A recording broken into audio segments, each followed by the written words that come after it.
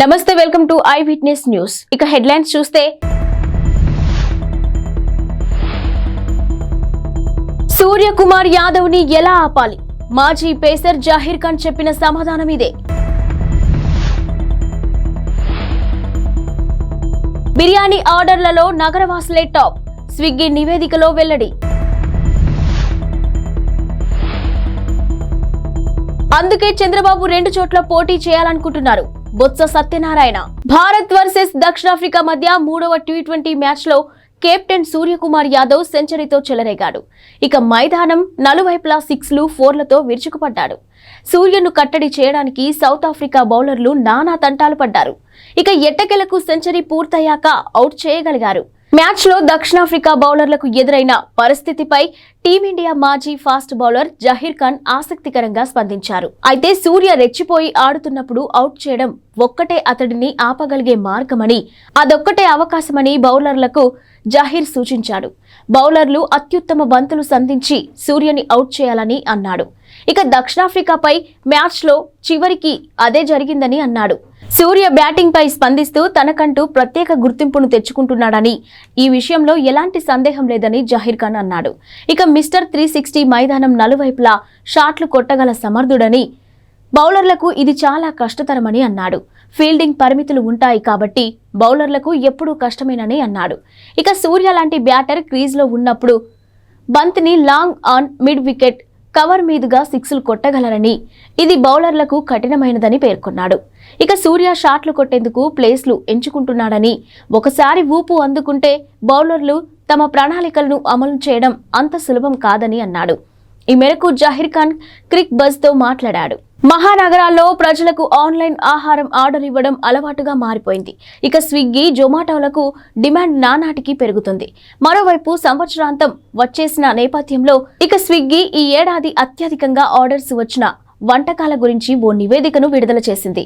How India Swiggy 2023 పేరిట విడుదలైన ఈ నివేదికలో పలు ఆసక్తికర విషయాలను వెల్లడయ్యాయి. ఇక బిర్యానీపై హైదరాబాద్ నగరవాసుల అభిమానం మరోసారి తేటతెల్లమైంది. దేశంలోని నగరాల్లోకెల్లా హైదరాబాద్లో అత్యధికంగా బిర్యానీ ఆర్డర్లు వచ్చినట్టు స్విగ్గీ తన నివేదికలో పేర్కొంది. ఇక అంతేకాకుండా ఈ ఏడాది అత్యధికంగా స్విగ్గీలో అమ్ముడైన వంటకము బిర్యానీనే. వరుసగా 8వ ఏడాది బెస్ట్ ఆర్డర్ డిష్ గా బిర్యానీ నిలిచింది. సెకండ్కు 2.5 బిర్యానీలు అమ్ముడుపోయాయని నివేదికలో తేలింది. ఇక జనవరిలో ఏకంగా 4.30 లక్షల బిర్యానీలకు ఆర్డర్లు అందాయని, ఇక జనవరి 1 నుంచి నవంబర్ 23 వరకు మొత్తం 2.49 బిర్యానీ ఆర్డర్లు వచ్చాయని పేర్కొన్నారు. ఇక అయితే హైదరాబాద్కు చెందిన ఓ వ్యక్తి ఈ ఏడాది ఏకంగా 1633 బిర్యానీలను ఆర్డర్ చేయడం నివేదికలో మరో విశేషం. దీంతో పాటు హైదరాబాద్ వాసులు మొత్తం 6 లక్షల విలువైన ఇడ్లీలు ఆర్డర్ చేశారు. అత్యధికంగా ఆర్డర్ నమోదైన నగరాల్లో ఢిల్లీ, చెన్నై తర్వాతి స్థానంలో హైదరాబాద్ నిలిచింది. వైసీపీలో నియోజకవర్గాల ఇన్ఛార్జీల మార్పులపై విపక్షాలు విమర్శలు గుప్పిస్తున్న సంగతి తెలిసిందే. వైసీపీ ఓడిపోబోతుందనే భయాలు కారణంగానే ఇన్ఛార్జీలను మారుస్తున్నారని విమర్శిస్తున్నారు. ఈ నేపథ్యంలో మంత్రి బొత్స సత్యనారాయణ మాట్లాడుతూ టీడీపీకి కౌంటర్ ఇచ్చారు. మార్పులనేవి ప్రతి పార్టీలో జరిగే ప్రక్రియేనని ఆయన అన్నారు. ఇక గత ఎన్నికల్లో చంద్రబాబు సీట్లు ఇచ్చిన అందరూ గెలిచారా అని ప్రశ్నించారు. మార్పులు చేర్పులు అన్ని పార్టీలో ఉంటాయని, అదే ప్రక్రియ తమ పార్టీలో కూడా జరిగిందని చెప్పారు. కుప్పంలో గెలుస్తాననే నమ్మకం చంద్రబాబుకు లేదని, అందుకే 2 చోట్ల పోటీ చేయాలనుకుంటున్నారని బొత్స ఎద్దేవా చేశారు. విడతల వారీగా మద్యం నిషేధం చేస్తానని చెప్పిన ముఖ్యమంత్రి జగన్ అదే చేస్తున్నారని చెప్పారు. ఇక సామాన్యులకు మందు దొరకకుండా చేస్తున్నామని తెలిపారు. మద్యం విషయంలో ప్రజల్లో పరివర్తన తెస్తున్నామని తెలిపారు. ఇక అంగన్వాడీల ఆందోళన విరమించాలని సూచించారు. తుఫాను కారణంగా జరిగిన పంట నష్టంపై చంద్రబాబు నోటికి వచ్చినట్టు మాట్లాడుతున్నారని బొత్స మండిపడ్డారు. వర్షం తగ్గాక పంట నష్టంపై అంచనా వేస్తారని తెలిపారు. రంగు మారిన ధాన్యాన్ని కూడా కొనాలని ముఖ్యమంత్రి సూచించారని చెప్పారు. ప్రజలకు అండగా ఉన్నది వైసీపీ అని, వచ్చే ఎన్నికల్లో టీడీపీ తుడిచిపెట్టుకుపోవడం ఖాయమని జోసెం చెప్పారు. బహిరంగ మూత్ర విసర్జన వద్దన్నందుకు ఓ మాజీ సైనికుడు కాల్పులు జరిపాడు. దేశ రాజధాని ఢిల్లీలో బుధవారం రాత్రి జరిగింది ఈ ఘటన. ఇక పోలీసుల కథనం ప్రకారం బురాలిలోని రాయల్ అపార్ట్మెంట్కు చెందిన మాజీ సైనికుడు రవీంద్ర బహిరంగంగా మూత్ర విసర్జన చేస్తుండగా చూసిన అదే అపార్ట్మెంట్కు చెందిన హేమంత్ ప్రశ్నించాడు. బహిరంగ మూత్ర విసర్జన చేయకూడదని హెచ్చరించారు. దీంతో ఆగ్రహంతో ఊగిపోయిన రవీంద్ర చెప్పేందుకు నువ్వెవరంటూ అతడిపై తుపాకీ ఎక్కుపెట్టాడు. 2 రౌండ్లు కాల్చాడు. కాల్పులో హేమంత్ గాయపడ్డాడు. వారించిన మరో వ్యక్తిపైన రవీంద్ర దాడికి దిగాడు. ఈ ఘటనపై కేసు నమోదు చేసుకున్న పోలీసులు నిందితుడు రవీంద్రను నిన్న అరెస్ట్ చేశారు. ఘటన జరిగిన సమయంలో నిందితుడు మద్యం మత్తులో ఉన్నట్టు తెలిపారు. ఎన్నికల ప్రచారంలో కాంగ్రెస్ ఇచ్చిన 6 గ్యారంటీల్లో ఒకటైన 500K గ్యాస్ సిలిండర్ పథకం హామీని నిలబెట్టుకునేందుకు రేవంత్ రెడ్డి ప్రభుత్వం రెడీ అవుతుంది.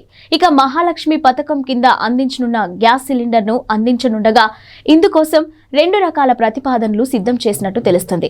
రేషన్ కార్డు ఉన్న వారితో పాటు లేని వారిలోనూ లబ్ధిదారులను ఎంపిక చేయడం అందులో మొదటిది కాగా, ఇక రెండవది రేషన్ కార్డుతో పని లేకుండా లబ్ధిదారులకు అందించడం రెండవదని చెప్పుకొచ్చారు.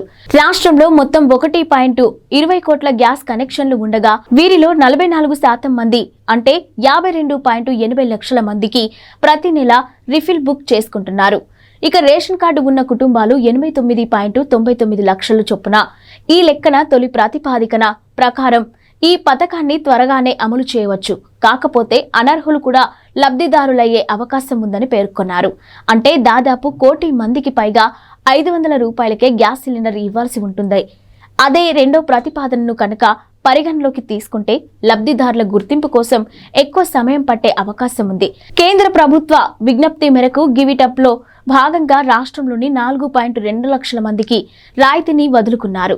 ఇక దీంతో మిగిలిన వినియోగదారుల్లో ఎంతమందిని ఈ పథకానికి ఎంపిక చేస్తారనేది ఆసక్తికరంగా మారింది. ఇక ఈ పథకానికి ఎంపికయ్యే లబ్ధిదారులకు ఏడాదికి 6 సిలిండర్ల చొప్పున ఇస్తే ప్రభుత్వంపై దాదాపుగా 2,225 కోట్ల అదనపు భారం పడుతుంది. ఇక అదే 12 సిలిండర్లు ఇస్తే కనుక ఇది రెండింతలవుతుందని పేర్కొన్నారు. బీఆర్ఎస్ ప్రభుత్వం గతంలో ఏర్పాటు చేసిన కొత్త జిల్లాలను కుదించడం ఉండదని ఎమ్మెల్సీ జీవన్ రెడ్డి పేర్కొన్నారు. వాటితో ప్రజలకు కొంత ప్రయోజనం చేకూరిందని పేర్కొన్నారు. ఇక గురువారం కరీంనగర్లో ఏర్పాటు చేసిన మీడియా సమావేశంలో ఆయన ఈ విషయాలను వెల్లడించారు. కొత్త జిల్లాల ఏర్పాటుతో ఆయా ప్రాంతాల్లోని మెడికల్ కాలేజీలు వచ్చాయని, అటువంటి అభివృద్ధి వల్ల ప్రజలకు మేలు జరుగుతుందని పేర్కొన్నారు. హుస్నాబాద్ నియోజకవర్గ కేంద్రాన్ని కరీంనగర్ జిల్లాలో విలీనం చేయాల్సిందేనని, రేవంత్ రెడ్డి పర్యటనలో ఈ విషయమై తాను అక్కడి ప్రజలకు హామీ ఇచ్చానని తెలిపారు. ఇక రాజకీయ ప్రయోజనాల కోసం సిద్దిపేట జిల్లాలో కలిపిన హుస్నాబాద్ను మునుపటిలా కరీంనగర్ కు మార్చుతామని స్పష్టం చేశారు. రామ్ గోపాల్ వర్మ తాజా చిత్రం వ్యూహం ఈ నెల 29న థియేటర్లోకి వస్తుంది. ఈ సినిమా ప్రమోషన్లో ప్రస్తుతం వర్మ బిజీగా ఉన్నారు.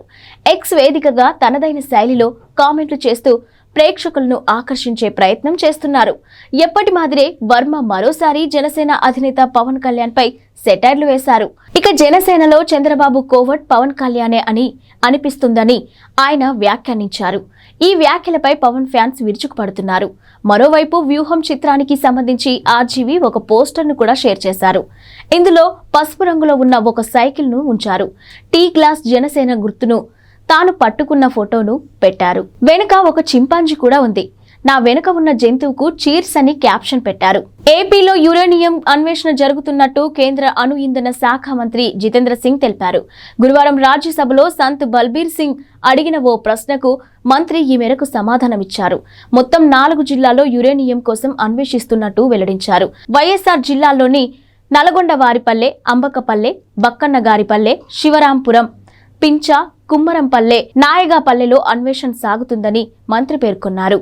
ఇక పల్నాడు జిల్లాలో సారంగపల్లె, మదనపాడు, తంగెడ, కర్నూలు జిల్లాలో బొమ్మరాజుపల్లె, వినకహల్పాడ్, కప్పట్రాల, అన్నమయ్య జిల్లాలో కాటమాయకుంట, వరికుంటపల్లెలు ఉన్నాయని చెప్పారు.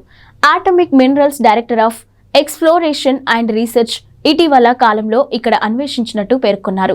ఇక ఏపీలోని కన్నంపల్లె, తెలంగాణలోని చిత్రియాల్ వద్ద కొత్త గనులు, ప్లాంట్లు ఏర్పాటు చేసే విషయమై యురేనియం కార్పొరేషన్ ఆఫ్ ఇండియా ప్రారంభించిన పనులు వివిధ దశల్లో ఉన్నట్టు తెలియజేశారు. ఎన్నికల హామీల్లో భాగంగా మహాలక్ష్మి పథకం కింద ఆర్టీసీ బస్సుల్లో మహిళలకు ఉచిత ప్రయాణాన్ని కాంగ్రెస్ ప్రభుత్వం ఇప్పటికే అమలు చేస్తుంది. కాగా గురువారం రాత్రి 12 గంటల నుంచి జీరో టికెటింగ్ విధానం అమల్లోకి వచ్చింది. ఇక శుక్రవారం నుంచి జీరో టికెట్లను జారీ చేయాలని ఆర్టీసీ అధికారులకు ఆర్టీసీ ఎండీ వీసీ సజ్జనార్ ఆదేశాలను జారీ చేశారు. ఈ విధానాన్ని గురువారం రాత్రి ప్రయోగాత్మకంగా పరిశీలించారు. అది విజయవంతం అవడంతో అమల్లోకి తీసుకొచ్చారు. ఇక ఈ మేరకు టికెట్లు జారీ చేసే టీం మెషిన్లలో ప్రత్యేక సాఫ్ట్వేర్ ను ఇన్స్టాల్ చేశారు. ఎక్కడి నుంచి ఎక్కడికి ప్రయాణిస్తున్నారు, ప్రయాణించేది ఆర్డినరీ బస్సా లేక ఎక్స్ప్రెస్ బస్సా అనే వివరాలు జీరో టికెట్ పై రికార్డ్ అవుతున్నాయి. ఇక బుధవారం రాత్రి నుంచే వీటి పనితీరును పరిశీలించారు. కూషాయిగూడ మిథాని సిటీ డిపోల్లో ప్రయోగాత్మకంగా జీరో టికెటింగ్ ను అమలు చేసి పరిశీలించారు.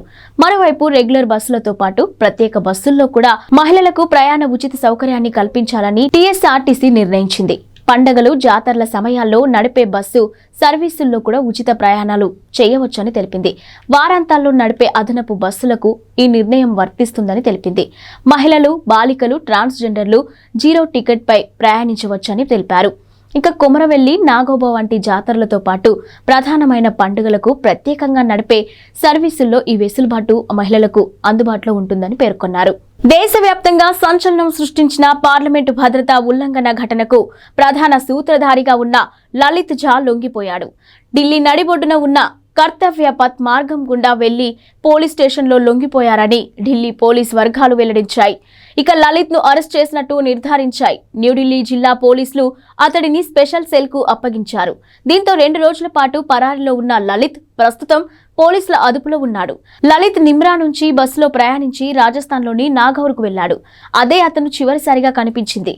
ఇక అక్కడ 2 స్నేహితులతో కలిసి ఒక హోటల్లో బస చేశాడని పోలీసులు అతడి కోసం అన్వేషిస్తున్నారని తెలుసుకొని తిరిగి వచ్చి లొంగిపోయానంటూ లలిత్ తెలిపాడు. ఇక పోలీసు వర్గాలు వెల్లడించాయి.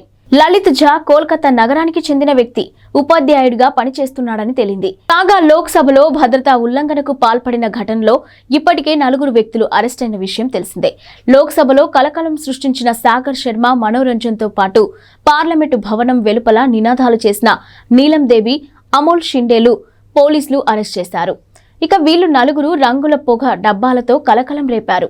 ప్రజాస్వామ్యాన్ని కాపాడాలంటూ పెద్ద ఎత్తున నినాదాలు చేశారు. సాగర్, మనోరంజన్ లోక్సభ పబ్లిక్ గ్యాలరీ నుంచి సభలోకి దూకి తీవ్ర కలకలం రేపారు.